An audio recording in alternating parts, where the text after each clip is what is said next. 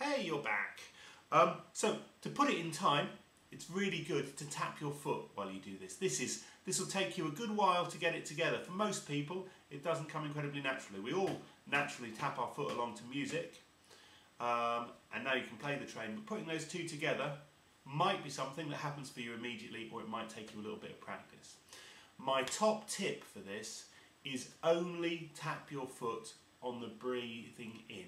Only tap your foot on the tars and the tukas. Because if you tap your foot breathing in and breathing out, it's easy at the start.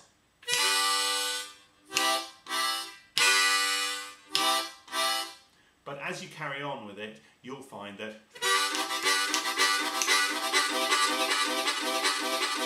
when you get to the fastest point of this train, there's no way you can tap your foot both when you breathe in and when you breathe out. So the taps are going to be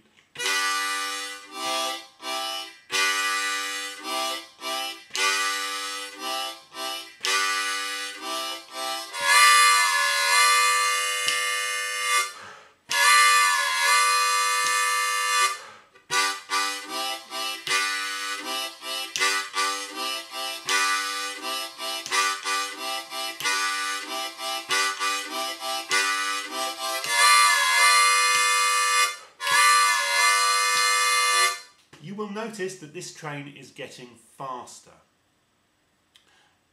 And one of the things that will help you achieve that is if you tap your foot while you are doing the whistle.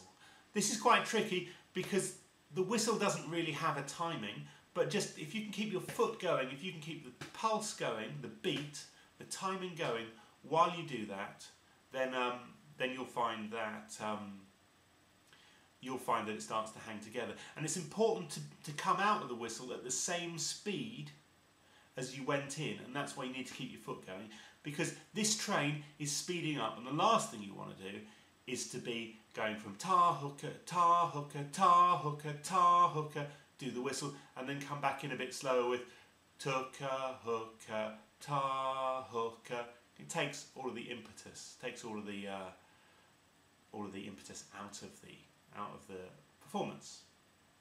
So I'm suggesting that you go off again and you practice this for a while. It'll take you a while to get it together, and here's the next bit. The next bit. This piece now becomes twice as interesting with a little bit of change in the rhythm. And here's the change.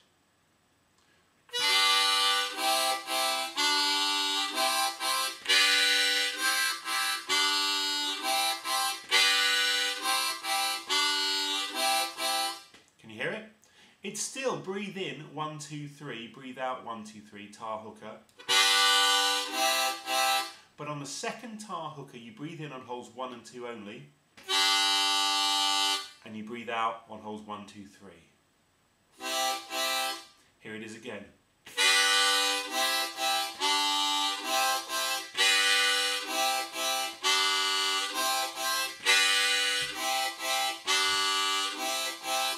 Do this on all the gears.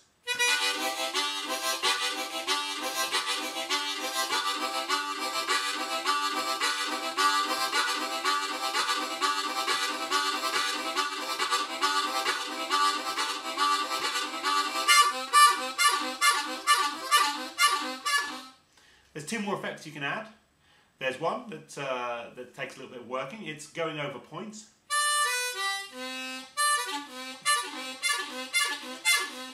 It's simply suck holes 4, 3, 2. Breathe out on holes 1, on hole 1.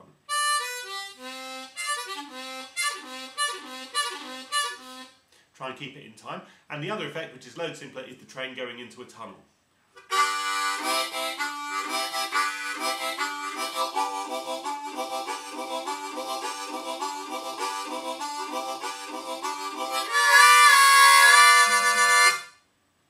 Now, it's kind of fun to do that, but it's not a very creative process. I've told you exactly what to play and when. And when you've practiced everything that I've shown you up to now, you can start to think about mixing and matching the gears. So when I play gear 1,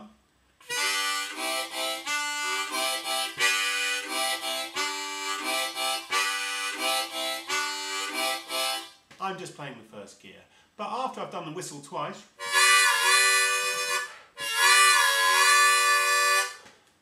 I'm going to do the second gear,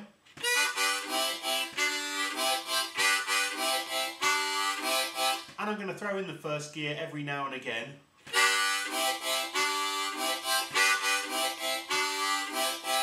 But not so much as you think I'm still on the first gear. You should have a strong feeling that this gear is tucker, hooker, tar, hooker, but sometimes I'm going to throw in tar, hooker, like this.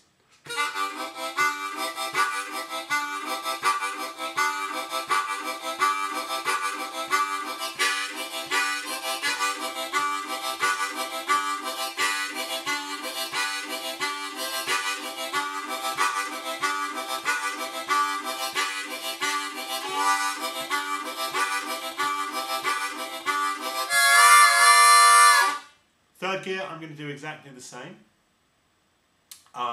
only I'm going to play mostly the third gear.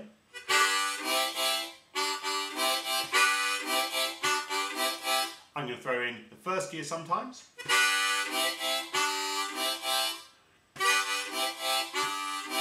The second gear sometimes, but mostly it's going to be the third gear. Have a listen.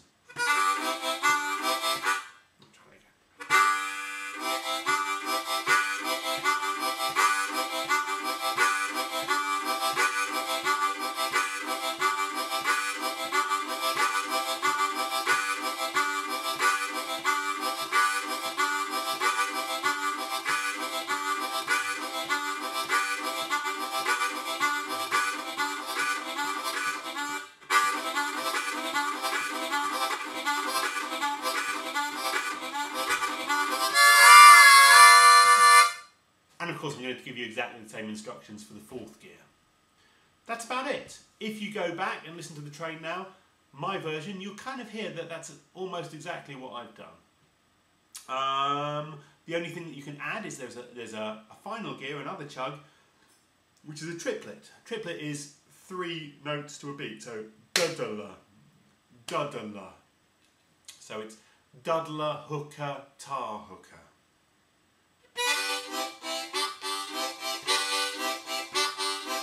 Dudla hooker, tucker hooker, dudla hooker, tar hooker, dudla hooker, dudla hooker.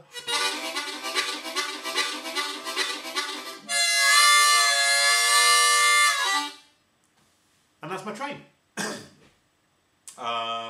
Much respect to David Michelson for teaching me it about 20 years ago.